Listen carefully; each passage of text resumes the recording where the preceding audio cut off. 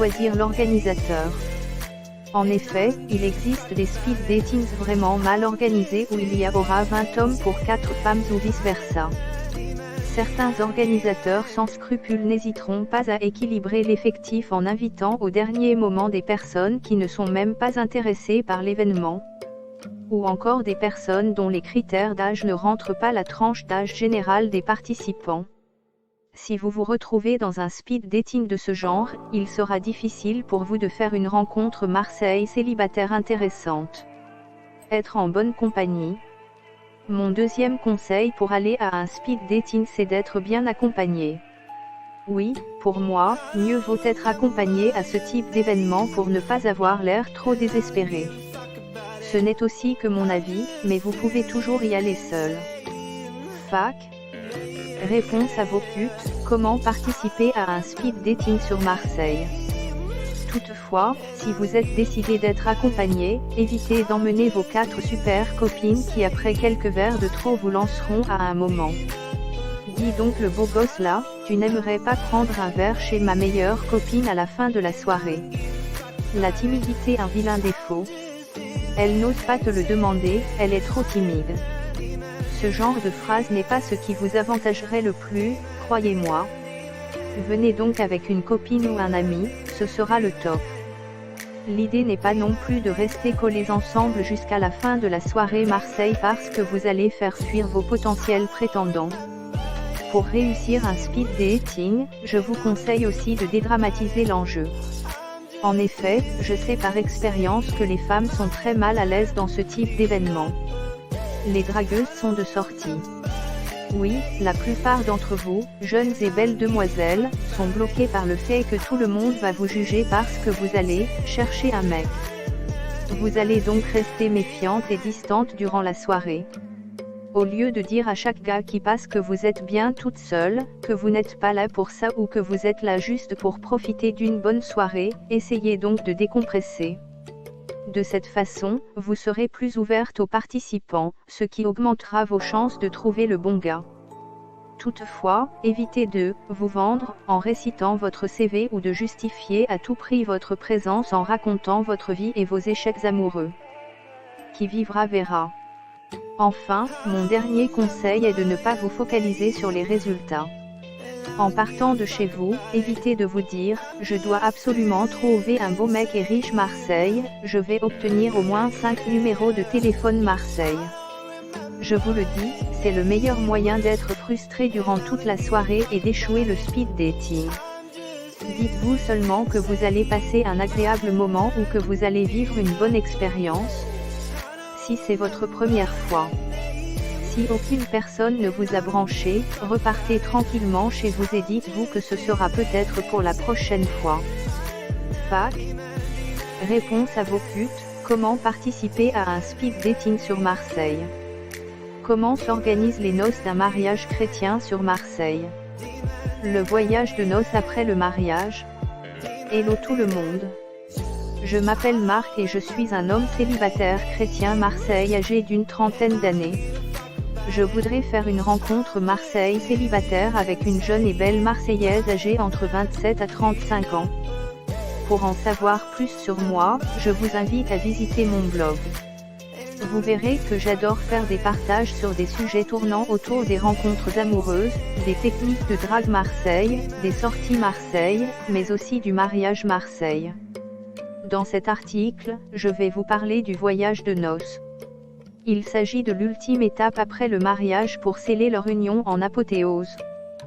WP-call-buton BTN-texte égale appel 06 95 08 85 04 si vous vivez à Marseille et êtes chrétienne BTN-color égale 10 26904 1 égale no. Pourquoi faire un voyage de noces? Je ne sais pas si vous le savez, mais le voyage de noces est une tradition qui remonte au début du XXe siècle pour les mariés de la haute bourgeoisie. Comment s'organisent les noces d'un mariage chrétien sur Marseille? La semaine suivant leur mariage, ils partent pour un voyage, seuls ou accompagnés par leurs domestiques. Le but du voyage est de leur permettre de découvrir une intimité qu'ils n'ont jamais vécue, mais aussi pour se familiariser avec la vie de couple pour la première fois. La vie des couples avant. Aujourd'hui, la plupart des couples qui décident de s'unir officiellement ont déjà vécu ensemble. Ou du moins partagé de simples moments au quotidien comme déjeuner dans un restaurant Marseille, aller ensemble à une soirée Marseille, etc. Certains ont également déjà goûté au plaisir de partir à deux loin de la famille, des amis et du travail. Comment s'organisent les noces d'un mariage chrétien sur Marseille? Le voyage n'est donc plus une occasion pour partager une vie de couple pour la première fois, mais un moyen pour évacuer le stress accumulé pendant les préparatifs du mariage. La lune de miel peut aussi être un moyen utilisé pour le couple simplement pour se fabriquer un souvenir inoubliable marquant le début d'une nouvelle vie, d'un nouveau départ. Comment bien préparer un voyage de noces? Que vous décidiez de faire un voyage de noces pour déstresser après le mariage, pour créer un souvenir marquant de votre nouvelle vie en tant que couple marié ou juste histoire de faire comme tous les autres, un voyage de noces ça se prépare. Mon conseil est de préparer votre voyage de noces en même temps que les préparatifs de votre mariage Marseille, surtout si vous prévoyez de partir le lendemain de l'officialisation et de la célébration de votre union. Vous devez alors vous mettre d'accord sur la destination, partir à l'autre bout du monde pour profiter du soleil, des belles plages et du farniente. Partir à l'aventure en plein cœur des savanes africaines ou dans les montagnes, découvrir les plus belles capitales européennes et visiter les monuments et sites historiques les plus importants, etc. Comment s'organisent les noces d'un mariage chrétien sur Marseille? Et le budget des vacances? Vous devez également prévoir le budget alloué à votre voyage. En préparant vos comptes, intégrez les frais de transport, l'hébergement, les repas, les activités, l'argent Marseille pour l'achat d'objets souvenirs, etc. Le plus important c'est de vous tenir au budget. Pour profiter de tarifs intéressants pour l'hôtel et restauration, n'oubliez pas de mentionner pendant la réservation qu'il s'agit d'un voyage de noces. En effet, nombreux sont les compagnies de voyage ou encore les hôtels qui proposent des réductions pour les couples nouvellement mariés ou ceux qui fêtent des anniversaires de mariage. Si tel est le cas, vous devez présenter à l'hôtel ou à l'organisateur un document écrit que vous venez bien de vous marier ou que vous êtes en train de fêter votre 10e année de mariage. Si vous souhaitez partir en lune de miel sans pour autant vous ruiner, je vous conseille de choisir le bon moment pour partir et non pas faire comme tout le monde, partir le lendemain du mariage. En effet, vous profiteriez de tarifs avantageux en attendant les basses saisons. Comment s'organisent les noces d'un mariage chrétien sur Marseille? Après la lune de miel, le retour à la réalité. La plupart des couples qui se marient et qui partent en lune de miel connaissent à leur retour le « wedding blues ». Selon les spécialistes, cette forme de déprime post-mariage est due au fait que le couple s'est trop focalisé sur leur projet de mariage pendant plusieurs mois, voire une année. Les deux ont non seulement investi leur argent pour concrétiser leur projet, mais ils ont aussi beaucoup donné de leur énergie et de leur temps. Aussi, lorsque la dynamique des préparatifs s'est arrêtée, que les flammes de la suractivité se sont éteintes et que la pression s'est relâchée, les nouveaux mariés démarrent un passage à vide. La magie de l'union. Ceux qui partent pour une lune de miel encore l'euphorie du mariage pendant 1 à 2 semaines selon la durée de leur voyage. Mais une fois de retour, ces couples vivent la même chose que ceux qui ne sont pas partis. C'est comme un retour à la réalité d'une reine de beauté qui avait l'habitude d'avoir les projecteurs braqués sur elle, quand soudain, elle se retrouve hors champ. Les bulles et les paillettes du conte de fées ont disparu, le carrosse redevient citrouille et l'enchantement de la cérémonie et de la réception fait place au quotidien déroutant. Comment s'organisent les noces d'un mariage chrétien sur Marseille? Oui, c'est compréhensible si les jeunes mariés se sentent un peu perdus lorsque pendant des mois, ils ont été le centre de toutes les attentions. Je pense que la wedding blues est aussi due au fait que le couple s'attend à une vie extraordinaire après le mariage et la lune de miel. Pourtant, la plupart des couples n'ont plus rien à se découvrir après les noces puisqu'ils ont déjà vécu ensemble ou du moins ont partagé de nombreux moments d'intimité en couple bien avant le mariage.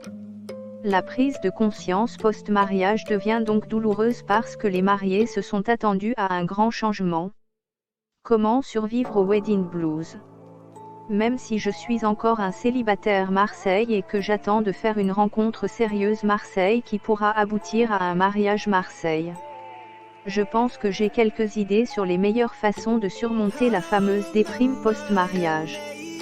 Tout d'abord, changez votre façon de penser. Retenez que votre mariage ne prend pas fin à la fin de la réception ou à votre rentrée de la lune de miel. Le mariage c'est pour la vie. Dites-vous que votre prochain défi après les préparatifs c'est d'organiser votre quotidien en tant que couple marié. Pour éviter le wedding blues, je vous conseille de faire quelques changements dans votre vie. Marquez votre nouvelle vie en renouvelant par exemple la décoration intérieure de votre maison. Vous pouvez aussi changer d'appartement ou voiture. Les nouveaux mariés se laissent aussi submerger par la routine et négligeant leur vie de couple. Pourtant, n'oubliez pas que le jour du mariage ne doit pas être l'unique fois où vous devez mettre un peu de romantisme dans votre vie. Comment s'organisent les noces d'un mariage chrétien sur Marseille? Les occasions d'aimer ne sont pas gravées dans le marbre. N'attendez pas non plus un événement spécial à célébrer comme la Saint-Valentin ou l'anniversaire de votre rencontre, pendant un speed dating pour passer une journée ou une soirée Marseille romantique. Autorisez-vous par exemple tous les mois un dîner aux chandelles à la maison ou dans un restaurant Marseille. N'hésitez pas non plus à faire des escapades de temps à autre, comme un week-end à la plage ou à la campagne. Ce sont d'excellents moyens pour entretenir votre flamme d'amour.